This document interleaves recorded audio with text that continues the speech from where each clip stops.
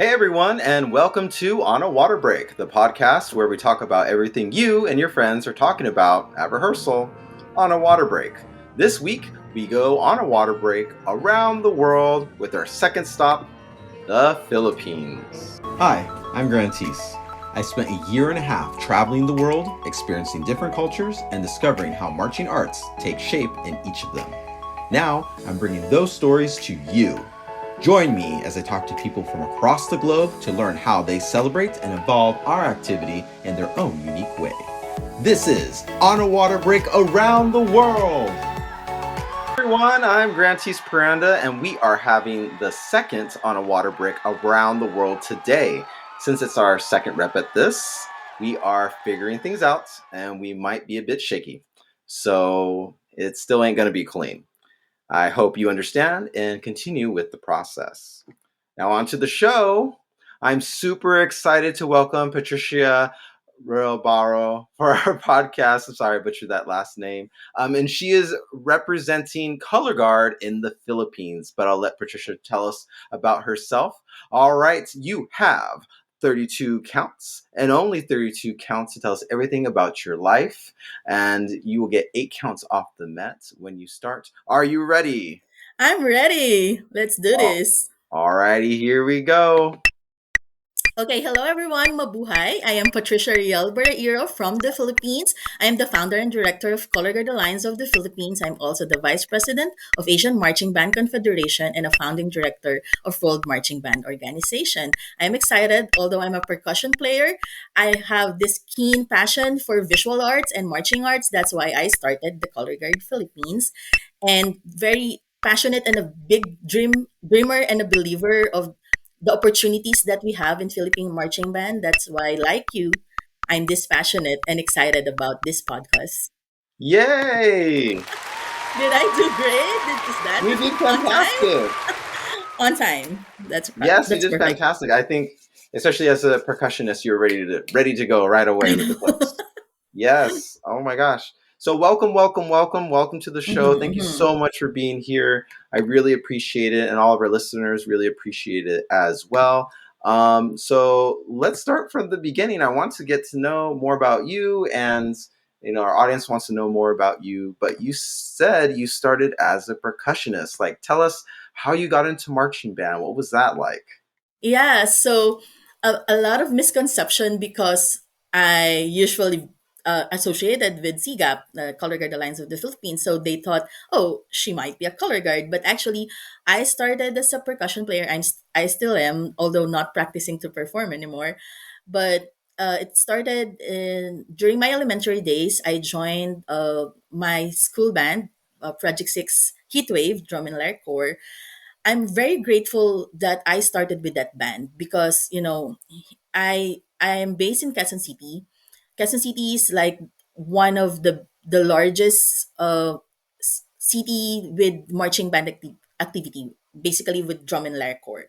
I'm not sure if you're familiar with that, but in here in the Philippines, we mostly have drum and lyre activities more than the Philippine, like the marching band or the usual brass band format, because I believe also it's more economical uh, to form or to create, because the instrument is much cheaper. We have I think it's called drum and bell corps in your country. So here it's the largest, I believe the largest community that we have is drum and lyre. So I started with that in drum and lyre. And like I mentioned, I'm very grateful that I started in that core because my band director already have some influences of DCI, WGI, and he has been also involved in like some of the pioneer bands in the Philippines. So my upbringing into marching band is kind of like, I would say, much more wider or advanced than other batchmates that I have. Why did I say that? Because sometimes we would prepare for competition. We will have this repertoire. Like, for example, we had Phantom of the Opera. So I thought like everyone will have that same background. Like everyone would be playing Phantom of the Opera or something like music pieces from BCI. But then when we go out, for a competition, we would see our opponents like playing like more of a traditional music piece in the Philippines. Their drill design is not much as challenging as we have, although we are a small school band competition, but the name of that school in terms of the drum and lyre community got somehow, if modesty aside, I would say famous because they would always like see us like someone like a marching band who have a different style, like a modern style of marching band. So with that exposure, I got to dream bigger. Like my initial exposure to marching band is already Santa Clara Vanguard, Blue Devils, Phantom of Phantom Regiment, those core Cavaliers Cadets. So that's already my influence in my elementary days. So like having that as a big influence to me, I was able to dream that okay, someday Philippines will have this international connection, will have that kind of level that what we watch on VHS that time. We don't have YouTube, so that's where I started, and like I would say it's fortunate because like I mentioned, some of the other bands that I would see, they don't have idea about PCI until like when they're in college or they were already exposed because talking to other people, where I thought during my elementary days that everyone have the knowledge of that. So that's where I started, and then I moved into a high school band. I specifically um, chose to enroll into this school just because they have a marching band, like a drum and lyre Oh, I know band. how that is. I've Yeah, done that too. Just because they have a program, I'm gonna go to yeah, the school. yeah. I was like, okay. My best friend, who's also marched with me during elementary days, said to me, "Oh, they have a drum and lyre here, so let's join this."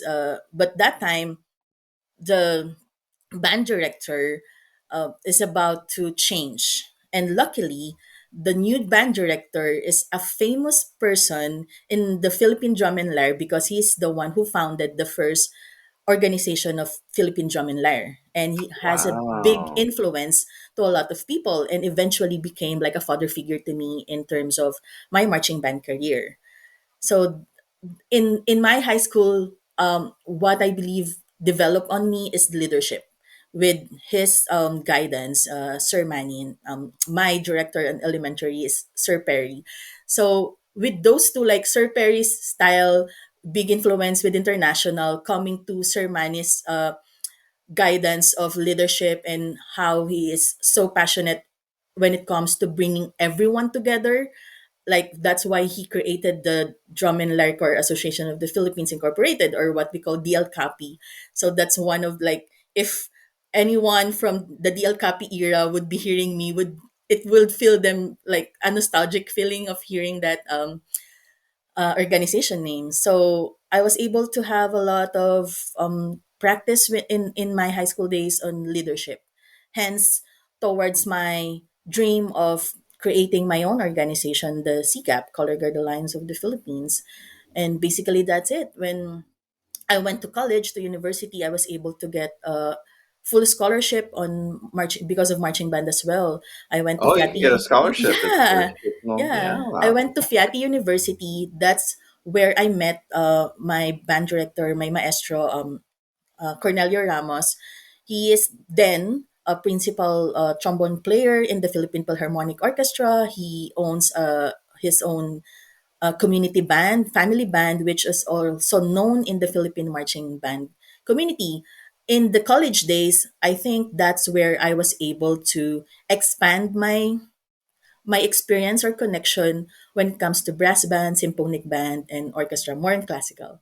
So that's the way, like, how I was able to get a lot of different influences from my early exposure in my elementary band with like international, like introducing me to DCI, to coming to my high school era with management, like training and leadership, and to classical band, symphonic band, and to college days. and all of that, I was able to finish my schooling with full scholarship. That's what very, very big to me to share, because I wanted the kids of this generation for marching band to realize the opportunity that we have, that you can finish your schooling because of the talents and passion that you have in marching band. That is great. That is like the thing that I think can inspire a lot of students because sometimes, you know, we have something that we love and it could be color guard Yeah. and we can still hold that with us and continue school. It doesn't have to end. If you still love it, then you can still continue it on a few more years or even more throughout your life. Like Yes. even me, like I didn't figure I'd be doing marching band stuff this long, but here I am. I'm still Correct. doing Correct. it and every time I find out something new or it's a new project to work on. So that's really good. And I'm so happy that you're sharing with that with us. And it's cool that you mentioned that you were a musician like me. I was in band first. And a lot of color people do I band think first and then so. kind of get I think so. pulled, I you know, know. new guard because I don't know, it's a little bit more fun for me now. But yeah, and then you had some great um leadership examples of like what it could be Mhm. because like you mentioned that in the Philippines there's a lot there's like I guess maybe you'd call it a traditional style, a very Yeah. cultural Yeah. Yeah. Filipino Yeah. type of way to do marching band or you said drum and bell corps.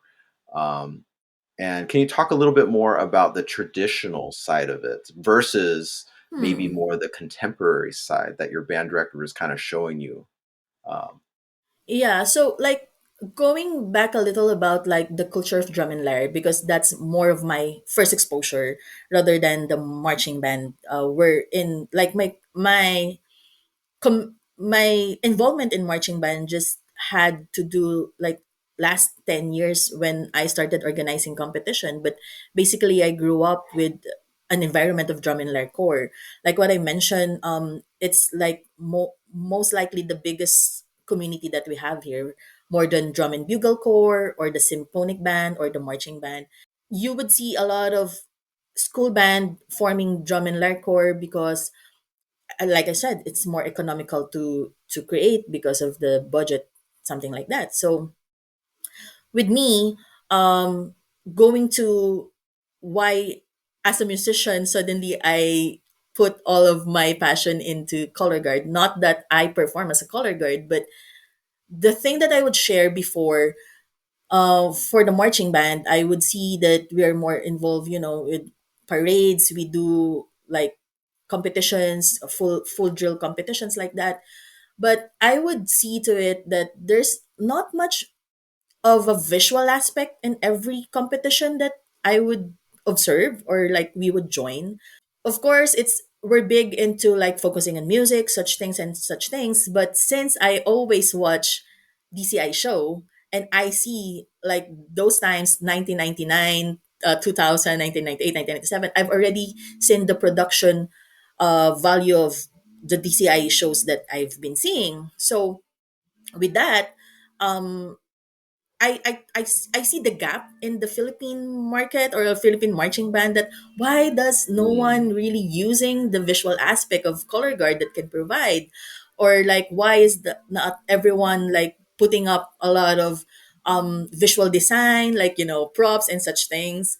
So that's why I started the vision of, okay, let's do a color guard activity, a color guard organization, because at that time in my high school band, we are like the probably like the one who started showing with about 60 color guard in the show. whoa, Before, that's a yeah, lot. yeah, yeah. Yeah, before, like you would see bands with maybe 5 or 8 color guards, and that's already too much for them, because what we have here in the Philippines is more on like the majorette, the baton twirling. Yes. It's kind of Yeah, like a so long stick and it has like tassels at the end. yeah, yeah, yeah. So that's what's big in here in our tradition.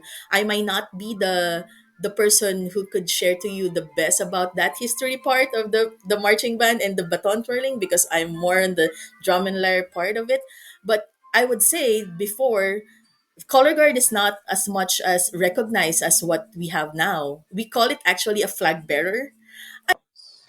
So yeah, going back into that. part of me seeing a gap of like the visual aspect for marching band. Like I mentioned before, you would see marching band, the idea of color guard for them is like just a flag bearer, like Mm. they will hold just the flag, Presenting. yeah, or Yeah. something, something like that. Um, but in the drum and lyre community, we already started to have the more conventional way of color guard because most of the drum and lyre instructors or the directors have already influences while watching DCI and WGI. So that's where I got to start into putting up a lot more work into checking on our color guard section during my high school days because like at that time I would be as an overall leader I would be checking what's the percussion is doing, what's the color guard is doing, and then since I have a lot of section leaders who's very good in what they do in the mallet section and the drum section, I was able to get more a lot of attention to color guard. And then when Oh. we yeah when we're able to do that, and we will go out, people would see us with 60 color guards. As I remember, we even have like a show where we have four sets of color guard because it's too many.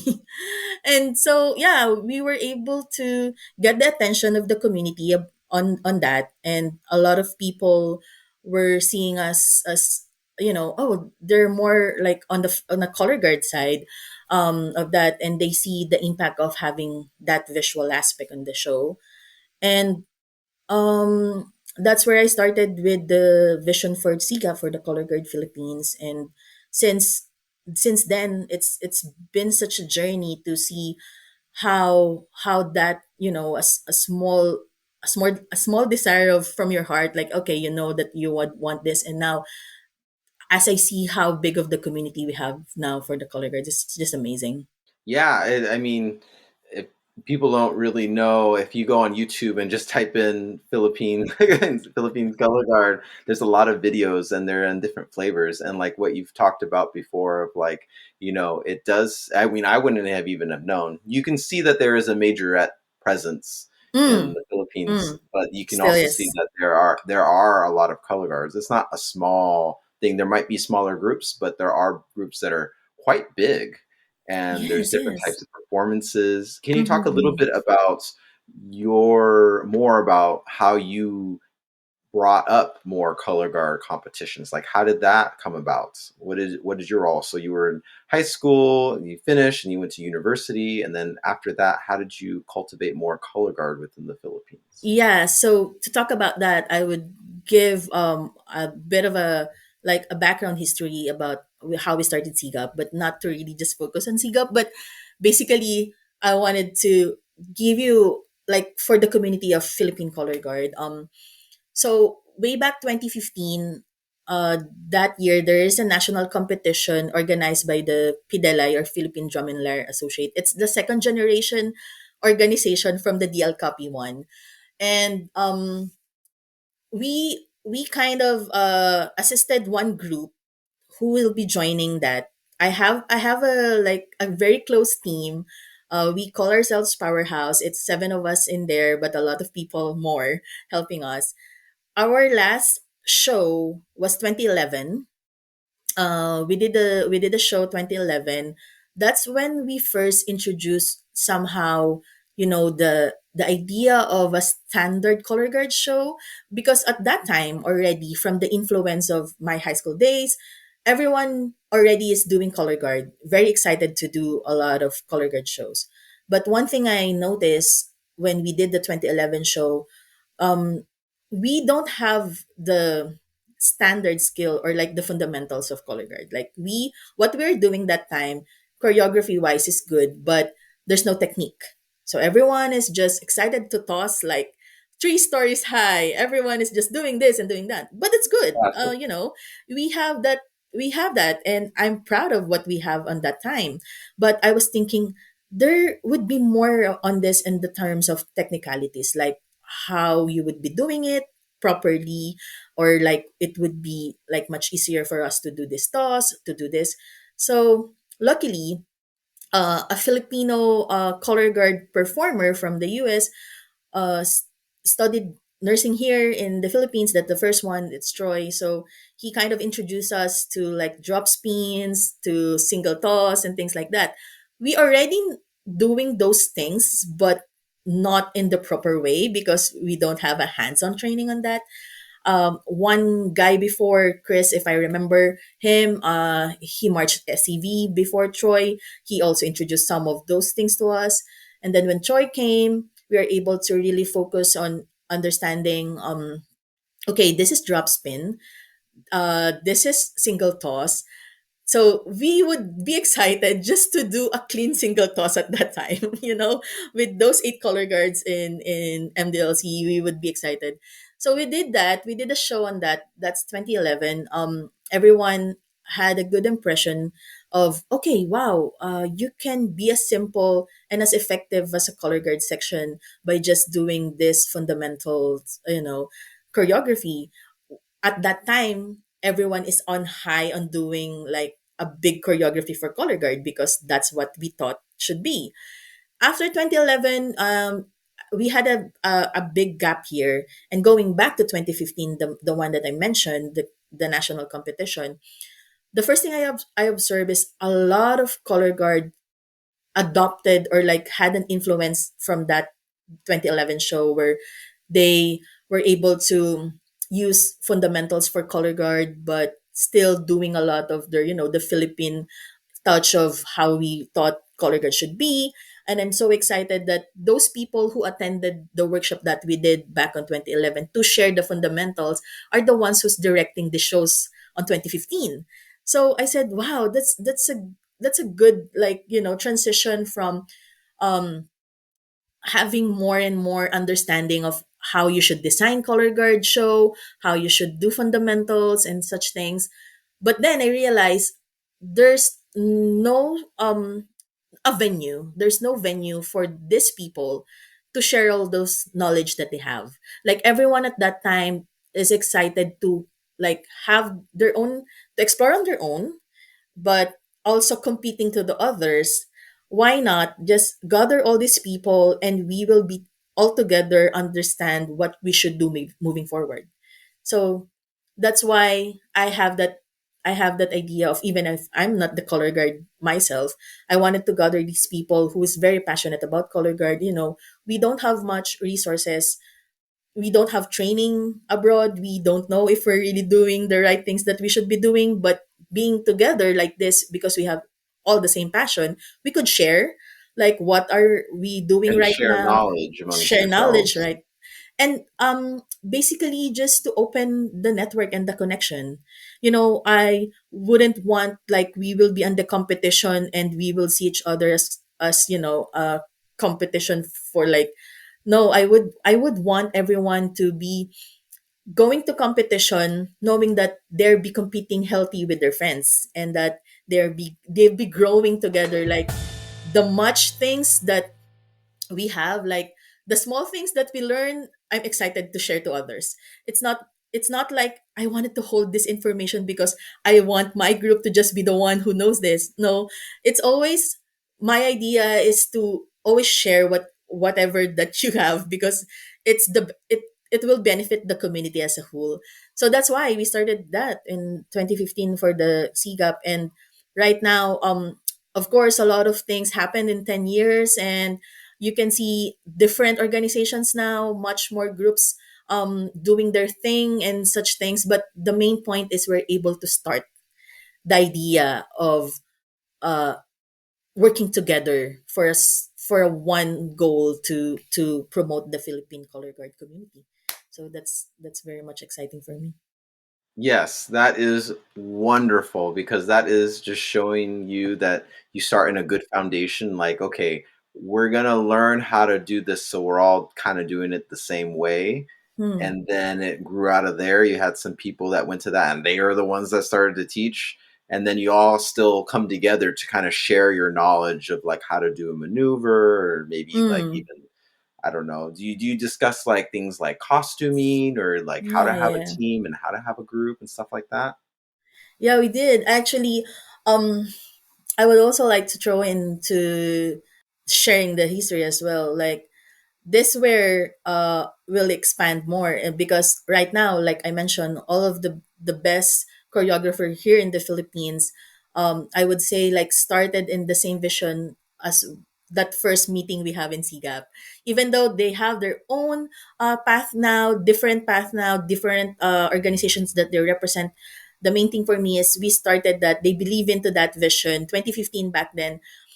Just to share to you, I I I got an information about the WGI having the first WGI championship here in Asia. That's in Malaysia, in Oh Thailand. yeah. That's where Hmm. we're gonna connect with cousin, with everyone around here. So at Yeah. that time, no one really know that there is an existing marching band activity in the Philippines, let alone color guard. As in, no one knows that, Yep. okay, Philippines have it, really. Hmm. Even like the neighboring countries like Thailand, Indonesia, Malaysia, they already have like some connections, but no one really is paying attention to the Philippines. Really? It wasn't until Yeah, then. until Whoa, that then. was somewhat recent. Yeah. Yeah, yeah, yeah. So 2015, I really heard the news about WGI going to the Asia, and that's also the same time of that competition where I saw the gap of having, having all of the Philippine color guard personality to be in one organization. So I approached Ronan Curvis, the executive director of WGI, Yeah. and Yeah. I introduced myself out of nowhere. Actually, not directly to him at that time.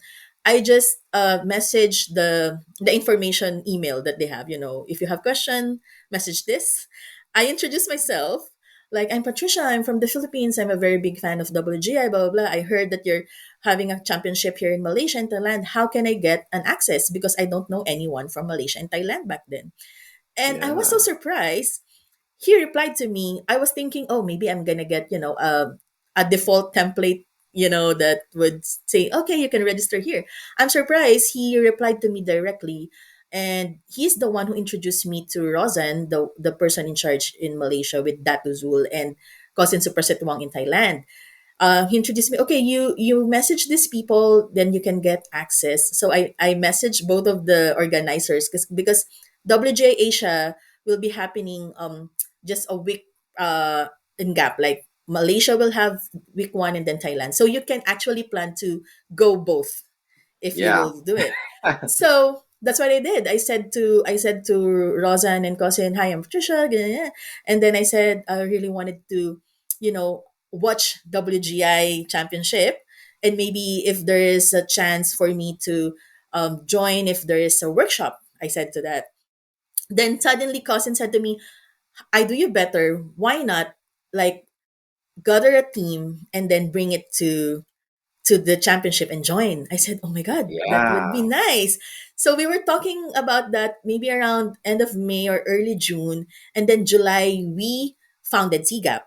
And on that, I said we should get a pilot squad team, what we call them, like a national team coming from one representative from each of the active or the best group in the Philippines. So that's why we gathered the pioneer 10 pilot squad member, and we bought them to Thailand.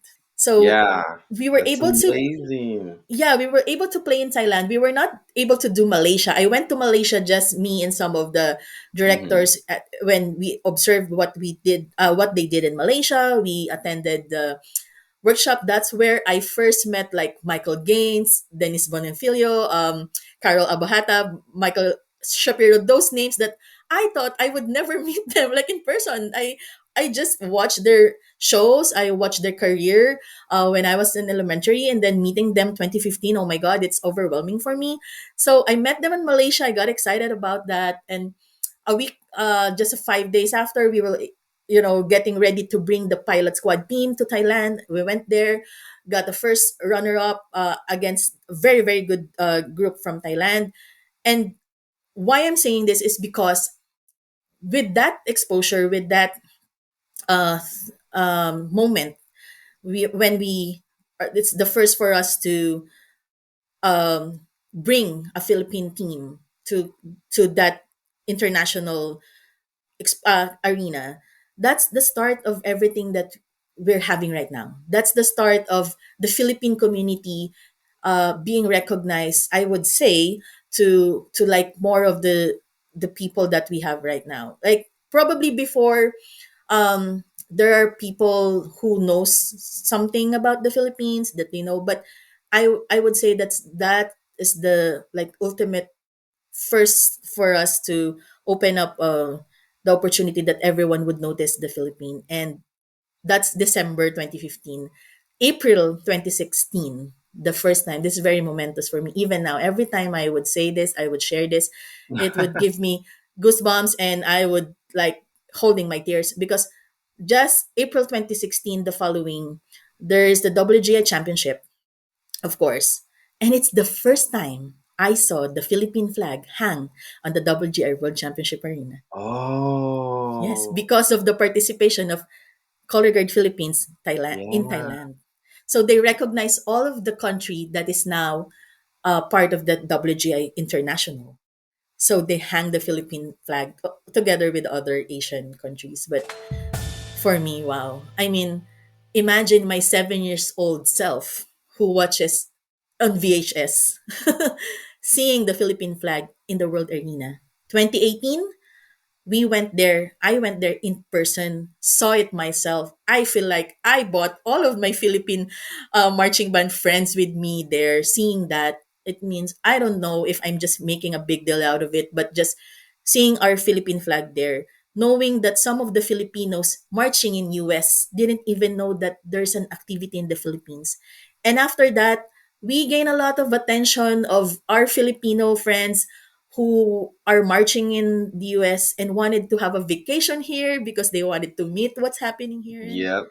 that's it. That's basically what I could share about how is why we're here right now is because of those little dreams that we have that made happen.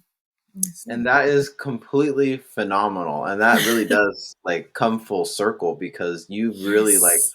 helped foster this in your country and made, not only an activity for students to do, but an activity where they can, presumably travel. Mm, That wasn't the last time that you went internationally and brought your team, and certainly hope and will not be the last. And even, I just commend WGI for being a space for kids to do correct. something that they love, that they are so accepted, and not only kids in the US, but kids abroad, that they can see Yeah. themselves in an Yeah. activity overseas.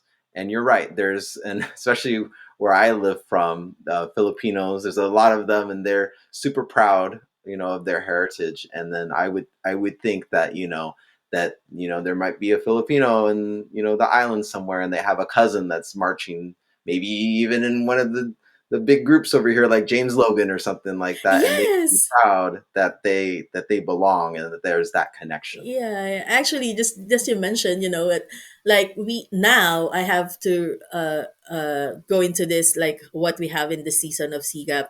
We have been very fortunate and blessed to have Christian Bustos. He marched with Inbu in WGI. Who he also studied nursing here in the Philippines for a long time. Like we had a great years with him. He is now a resident director and choreographer for Pilot Squad. He is able to bring Michelle Hueta from also a Yes. captain from Blue Devils, Yep. and they are like very very constant uh, directors. Even though they're now living in the US, they're very constant with developing the program for SIGA for Pilot Squad, and that resonates and reflect to what we do here now in SIGAP. And like I mentioned, the Philippine Color Guard community now so big.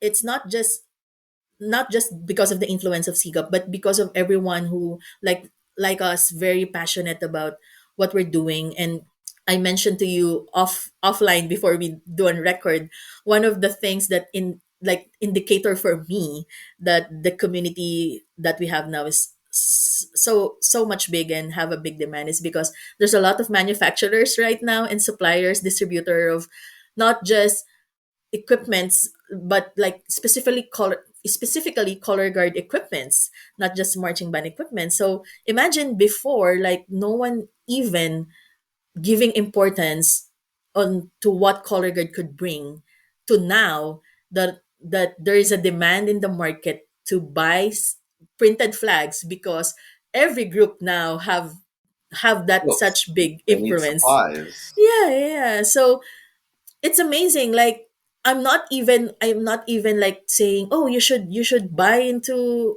in our supplies or whatever. I just seeing like everyone evolving on that part, and everyone is like, I would receive some of the inquiries coming from Baguio, from like Mindanao, Visayas, Luzon, like parts of the Philippines that I don't even know myself that there's an active color guard there.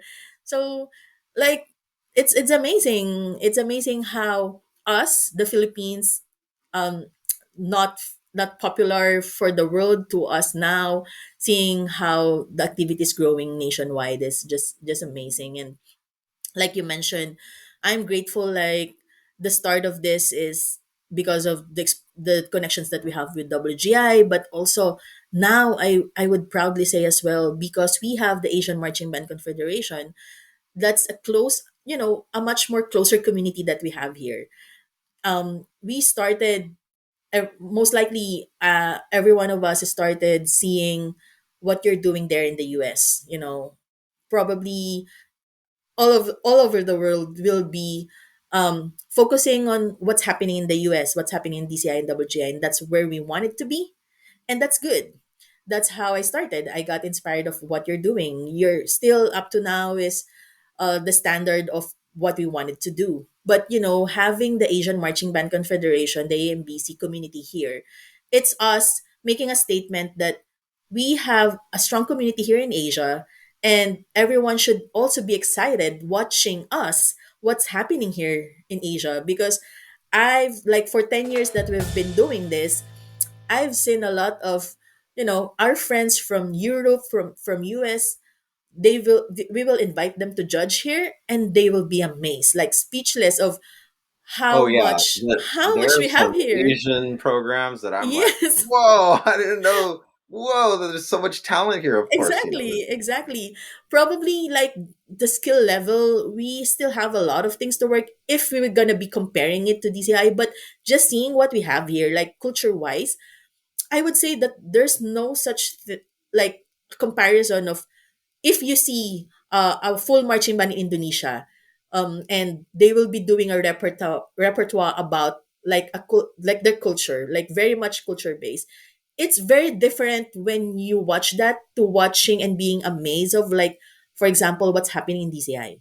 So like DCI is more for me. Okay, I love what you're doing, but it hits hard for me seeing a cultural show merge into a marching band show. So that's, for me, it's amazing. And yeah, yeah, that's why and I get it's so excited. different too, especially being from the US and seeing the usual US shows. And then I Yes, went to Thailand and I was like, I know. whoa, what is this? And it's so much intrigue because, Yes, not yes. only what they're wearing, but like the Mm, way they perform is exactly. different, and the way that they communicate non-verbally to the audience. And Mm-hmm. it's just something, for sure, seeing online is one thing, but seeing it in person is a completely Yeah. other thing too.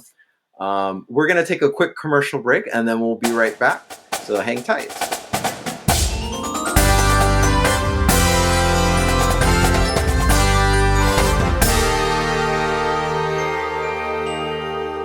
Celebrating its 25th anniversary, Guard Closet was founded as a consignment shop in 2000.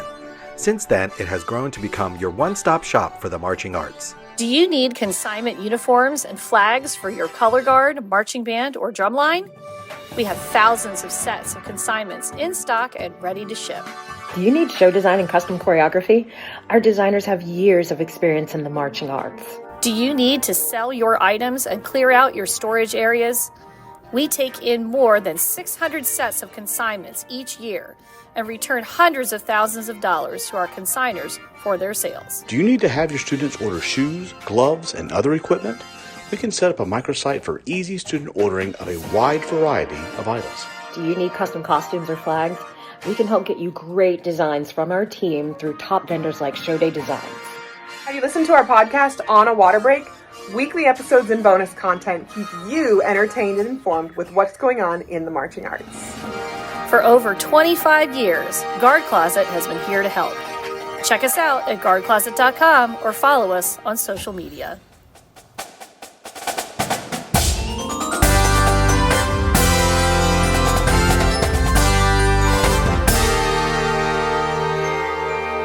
And we're back. So we just got back from our little break. We talked a little bit in the beginning about how Color Guard in the Philippines, the organization got started, kind of more of the competitions. Can you talk a little bit more of like the different types of contests or performances there are in the Philippines? So yeah, now like what we have, because more of the competitions that we have are sanctioned and patterned to the program of Asian Marching Band Confederation, AMBC. So we still do a lot of marching full band show where the color guard is part of a marching full band, and then we have, as I mentioned, a lot of drum and lyre and drum and bell corps competition. But more and more so, right now I'm very happy to see a lot of competitions offering solo color guard competitions, duo color guard. Even we started color guard battle. And Oh of yeah. course, the indoor color guard, like the WGI pattern, or what we call this as the indoor marching arts. So there's a lot of those things happening for color guard. So it's not just the color guard is being part of the marching band as a section, but also growing as a indoor performing arts. So that's very exciting. Yes. And can you talk a little bit about each one and what makes them maybe special a little bit to the Philippines? Like we've already talked a little bit about the drum and lyre, but talk a little bit more as well as about the battles that you do. Because we talked a little Mm. bit on the Thailand side, but how your country is receiving it and also maybe in some televised things that you've done in the past. Yeah. So I should also mention that before, because of the big exposure of color guard in the drum and lyre community. Now, the marching band and the drum and bugle community are having more and more acceptance of the color guard section in their shows. I would see, from the 2016 when we started organizing with Bacoor. Bacoor is the marching band capital of the Philippines, and they are like the grandest marching band competition in the Philippines where everyone would be excited to be involved with. We would have like 60 performing or like 60 participating bands for that competition, and that's like Wow. the first one who is being sanctioned by AMBC, first competition who like have a full international panel of judges. So like at first, there would be like color guard color guard in the shows, but right now I see that they're giving more importance of what the color guard is bringing on the completion of a visual show. Also because we had introduced the caption judging, because before, traditionally we would be judging marching band competition as is, like you will have three judges, everyone will be judging like general effects. Right now, because we have caption judging, specifically there would be a visual caption, color guard caption judges. Everyone will have to develop a certain, a show that would focus on that caption. So that's one thing. And seeing that as well, knowing also that the people involved in the visual, in the marching, and in the color guard section of the show for drum and bugle and color guard came from a drum and lyre background. That's also like, I'm very proud of that part, because right now everyone is embracing more and more of that, but also still doing like the importance of the tradition of what we do in the Philippines, having still the majorette side of the competition, be still being focused more of the music. And just last competition that we did, I see a lot of, development when it comes to drill design, overall visual analysis of the show, and putting more heavy on the color guard exposure in the drill. That you would see a lot of changing of transition of color guard flags every show. So I think that's very good. So that's what we have in marching band side. And of course we were developing more of the indoor, marching arts for having like the color guard ensemble competitions, and that's where we would see a lot of exciting show where the color guard was able to express more of what show that they wanted to do, because in marching band they have to be specific, like marching drills with the musicians. But doing a indoor color guard show, it's more for them to express what they wanted to do. They can do crazy things and that part. And like as you mentioned, we have a lot of groups here, independent groups as well, who we call like celebrity color guards. They've been being invited to a lot of TV guestings, a lot of those shows, national television, and some of the independent color guards also, like they will do corporate shows. They will be invited to do like opening of this event, and opening of a reunion event or whatsoever. So there's a lot of an opportunity for just the color guard section alone to have exposure and growth outside of the marching band section. So that's very exciting to see as well. Yeah, there's so much opportunity that has been created. Mm-hmm. I think that's so cool. Like, even I saw something that was like the little performers, or it was like Mm. some stage show. I forgot exactly what that was. Almost like a variety talent show or something. Yes, it is. Yes. Yeah, yeah, yeah. I think you're talking about Little Big Talent, something like Yes, a something TV like show. that. Yes, Little Big Show. Yeah, and then those three kids that you saw, they were once part of the pilot squad. Now they have their own career in different marching band. Right now, most of them are the three of them, I think, leaders already of their own marching band. One of them is playing in one of the university band here and also got a scholarship. So that's good, like not not just like the marching band people is recognizing color guard. It's more on like the general people, you know having an interest and appreciating what the color guard could bring. Like we would get a lot of production event that would invite color guard to be the opening show for their event. Actually, tomorrow we will have one. That's why pilot squad will be having a rehearsal today. So it's like more of a corporate events, even weddings. We will be invited on weddings just to do a show. So a lot of those things. And like you mentioned, we developed this new category called the color guard battle. Obviously came from the drumline battle, and it's a big history as well in Asia, where we started the music battle, as we call it in AMBC. So we did wind battle, drumline battle, and now having the color guard battle. Just last year we did it in Bacoor as well. We have a lot of participants, and you can see uh different styles of color guard right now. You can gauge where we are right now, and seeing that kind of a format for color guard to have a venue again to express their self, other than that being part of the marching band, is such a great thing to watch. Yes, and I love that there's so many different opportunities, because I Mm-hmm. feel sometimes in the US that you either do field show in the Yeah. fall, or maybe you're in California to do parade, and that's it. Parade, yes, and that's it. And then Yes, come yes. winter guard, we have winter guard. We spend a lot of time on that. But Mm-hmm. it's really nice that, especially in the Philippines, I see Mm-hmm. that there's a lot more eyes in the public, Mm-hmm. especially for like things like the parades or the battles, and just to Correct. let the community know, like, this is something that your child can do, they can be a part of. And, it's a great group activity, all the things that we know that come with marching band, but Mm-hmm. it's so vibrant, and there's so much energy in the Philippines for it, which is really commendable. So I have a couple of questions here, just so our viewers and our listeners know a little bit more. But the Philippines, if people don't know, it's a lot of islands, It's a lot. and a lot of islands, and it's tropical weather. So where do people perform specifically in the Philippines? Like, what are the venues kind of like?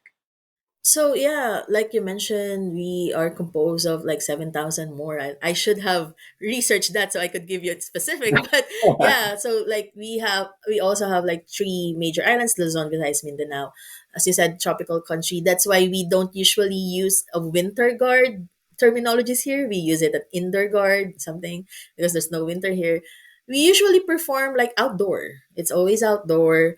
But now, having the demands of having a lot of indoor performance show, a lot of organization and a lot of event organizers, they're trying to provide more and more space, like on the indoor covered court, like a gymnasium, because they know it will not be feasible for a color guard to do an outdoor show, especially with the wind factor, and Yep. such things. But growing up, it's always like that. It's always outdoor, like the sun is so hot, rain is there, you continue whatever that you needed to do, you continue the show. But now I could see that they have the awareness of, okay, if we're going to do this competition, we should have a covered court like venue. And it's one of my dream to have, more and more designed arena specifically for marching band, because right now we're just using Yes. basketball court, we're just Hmm. using, the indoor court for certain sports, but not really designed for a marching band activity or a color guard activity. So hopefully, there will come like a time soon that we could design a gymnasium that's specifically designed for color guards. Yes, that's always the dream in doing something Mm-hmm. specifically for color garden. When I was there in the Philippines, I was where was it? Sticky Horror. I was down Sticky on horror, more, yeah, yeah. yeah, more in the south, and I remember being like on the beach and then looking to the side, and there was a gymnasium, a basketball, Uh-huh. and I was like, oh, this would be great for color guard.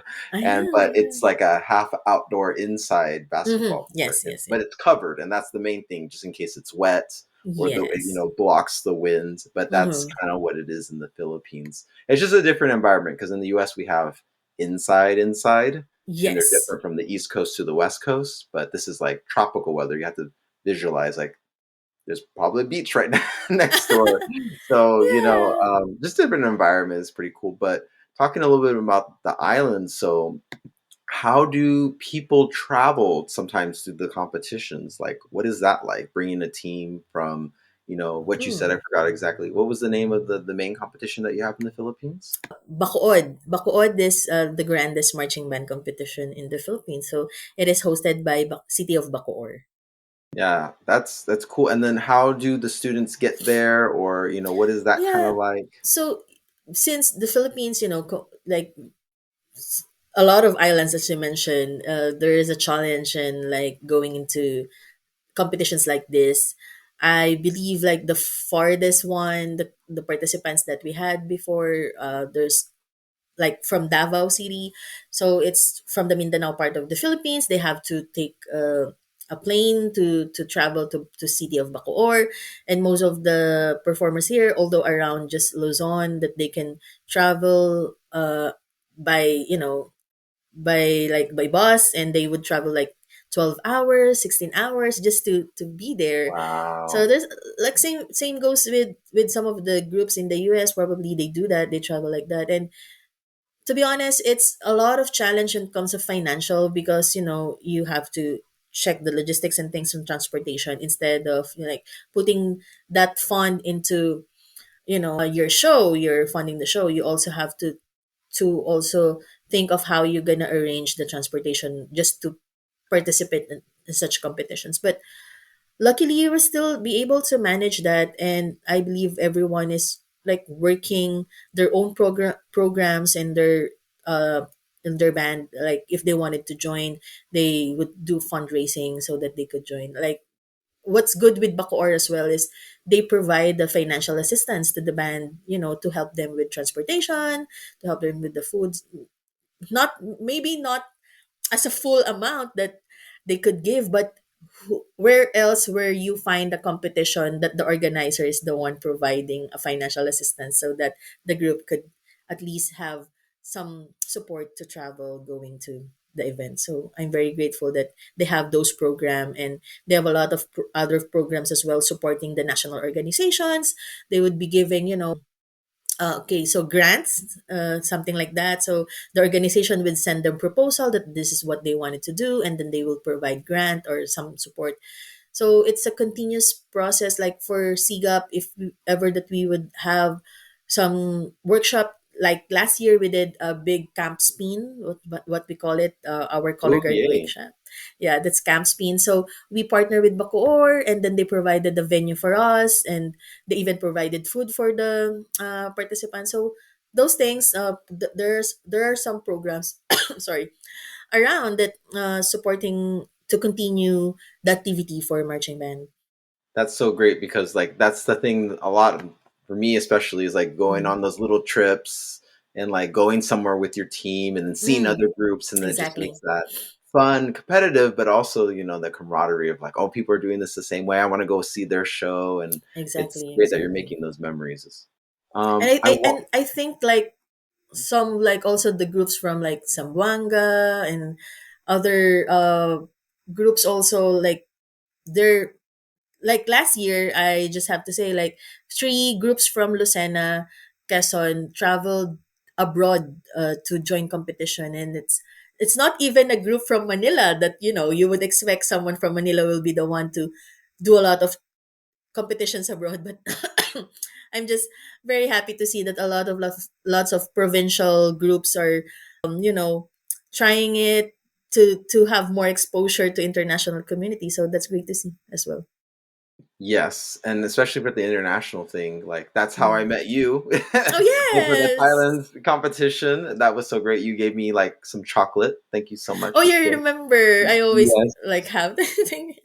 I always appreciate it. I was like, oh my gosh, everyone's so nice here. But yeah, and just making it more of an international thing. I'm Mm-hmm. sure, like we talked about a little bit, like, bringing them to Thailand, maybe bringing Mm-hmm. them to other places. Is there anything in the future that you want to bring, I don't know, the pilot squad or anybody else to? Like, what are your plans for Yeah. the future for the Philippines? So what's exciting is just last December, we are able to formally launch the WMBO, or the World Marching Band Oh, Organization. yeah. So WMBO is basically, what we want is to be like the UN of marching band worldwide. So of course, we have different organizations and different event organizers around the world, but basically right now, unless like in Asia, we already saw the benefit of having like this one main organization that could connect all of the countries in Asia to have like the standard competition regulations, or like how can we help like this small country who is just starting the marching band, like Maldives is starting, Sri Lanka is starting, Vietnam just did their first festival. So we saw that is happening in Asia, and we wanted to do like worldwide. That's why we launched the WMBO. We are able to get some representatives from Africa, we're able to get representatives from Russia, from different like Europe and US, of course. So we're able to connect those things, and that's why we're excited to provide that opportunity in the Philippine Marching Band, because right now we're already, some of the groups are already planning to go to CGN, Color Guard Netherlands. Yeah, Wow. I know, like WGI of course always been there as a dream of us to go, but definitely that there will be a challenge financially to travel abroad like Oh, that, yeah. but just for you to give that opportunity that they know they can have is something. Probably 10 years ago, I wouldn't even realize that it's possible for me to bring a Philippine team to international community. But right now, every year we have groups traveling around Asia to join Thailand, to join Malaysia, to join Indonesia. And because now we have the connection through WMBO to have like Netherlands, to have Australia, that could also be part of their dream that they could be there. So it's not just, okay, I will plan for Asia, I will also plan for the world. So that's what we're providing to the Philippine community right now, the opportunity that they can do more to experience and be involved in those kind of competitions around the world. That is tremendous. And I so can't wait to see that all happen. I think, really using the I in international of all the organizations Yes. and Mm-hmm. really make this a global community. And that's my hope to see for the Mm-hmm. immediate future, because I Mm-hmm. can't wait to be like, oh, yeah, I'm going to root on all the countries, especially Yeah, all the people yeah. that I know, but like, especially um, the ones from Asia, because, it's going to come. We can't wait to see them on the Yeah. floor of the field. And yeah, and also as well, meeting different people because of this conference, because of these conventions, and we're able to connect to the people who's like voluntarily really wanted to be involved in the Philippine marching band. We have already interest from music arrangers, visual choreographers. They really wanted to go here in the Philippines, visit us, see what's happening, and just provide the service for free because they know there's a lot of potential here in the Philippines. So I'm excited for that this coming season, that to invite a lot of people to just give foundation to the Philippines, because I truly believe like you just the Filipinos are very passionate in everything that we Oh yeah, do, they are. and so much. And marching band is literally part of our everyday traditions and culture. You wouldn't see a festival without a marching band. Everything that you celebrate, there is a marching band. Even like funerals, like in Bacoor, you know what? Just to share, there's this. I don't know if it's a tradition or like a belief that if you like if a person dies, and like so funeral should have like a marching band to bring him to the last, to Wow, going it's to that because going to ingrained in the heaven something culture. like that. So the city hall, since not everyone will have the capacity to pay for a marching band to do that, they created community band. That's what they call, so that everyone who would want to request for this community band to play for the funeral of someone they love, they could have, because that much they believe for that tradition. So I think it's something like to share with. That's how much marching band culture and influence we have here in the Philippines. So yeah, I'm so excited about that as well. So we can share more of those things that we have. That is truly special. And when I die, please let there be a marching Let band. there be a marching You're band leading me, please, please, to please. lead me. Yes, Yeah. that's a And staple in the Philippines. I would say as well, one of the fondest memory that I have, it's a sad thing, losing someone, and especially if it's like very dear to you. As I mentioned, my like I call him tatay, a father figure in my drum and lyre career, passed away, and a lot of bands played for him during his last night, and it's like a celebration of music, and of because of his legacy. And I think that's part of it. Like it wouldn't be the same if we didn't do that for him. And that's what we do every time there will be someone passing away as part of a marching band. We make sure that we gather as much as we can. The groups voluntarily go there, and they wanted to like play up music for that person, just to pay their respect. So Yes, and I bet that was truly special, especially with someone that meant so much to the yeah, community. yeah. Yes. All right. We're almost going to wrap up, but before Mm-hmm. we go, I wanted to give you an opportunity to do a gush and go. And this is just a promo time for you to say anything you want to say just to close out this episode. Yeah, so I'm very much thankful for you, on a water break program, for giving me this opportunity to share Oh, thank a lot you. of things that every time I would have a chance to talk to people about marching band, I go all over the place. Like I put a lot of things because I'm that passionate about it.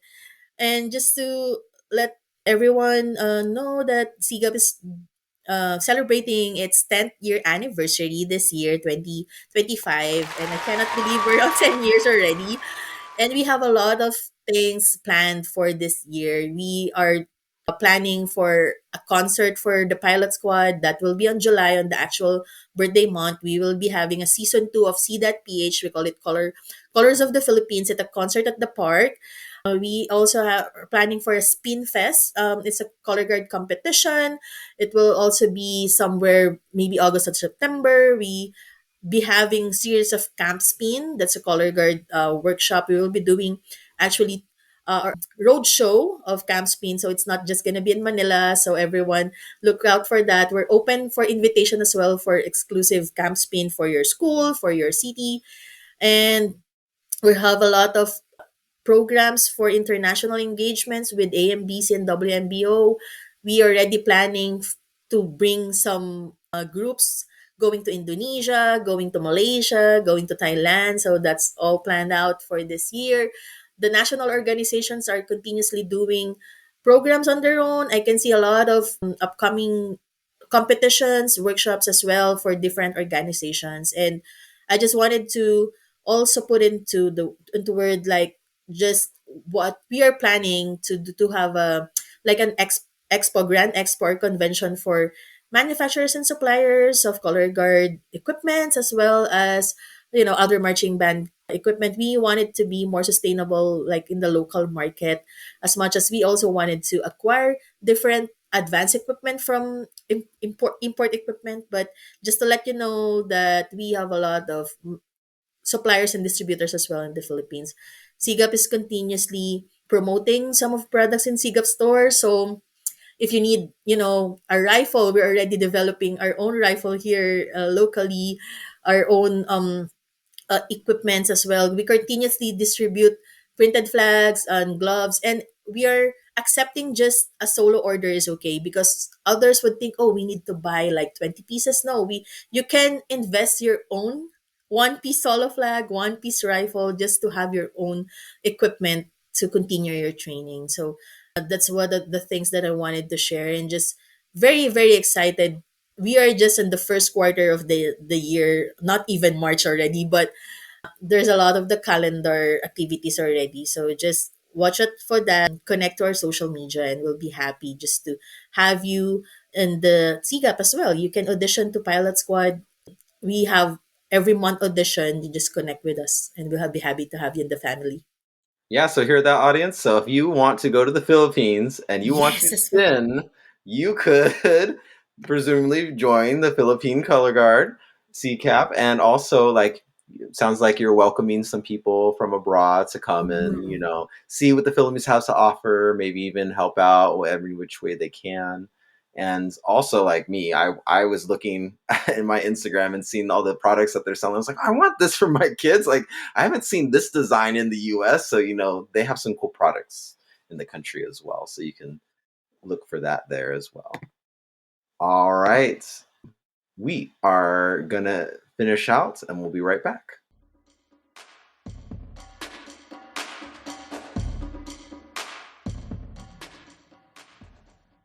So thank you everyone for a great international rehearsal this week. Thank you so much, Patricia, for joining me today. I really, really appreciate it.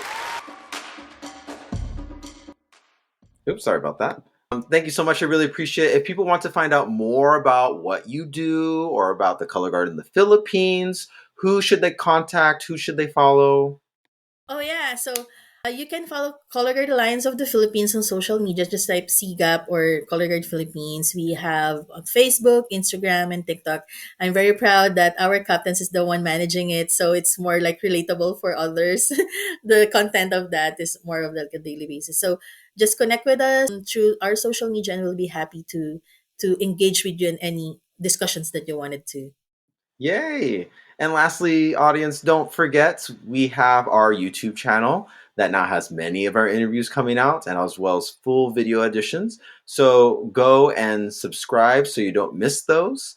And before you close out this podcast and listening to us, go and subscribe, write us a review, share this with a friend that might find this really interesting, especially those with Filipino heritage. Follow us on social media at On a Water Break. And we'll see you on the next rehearsal on a water break. Thank you. Bye, everyone. Thank you so much.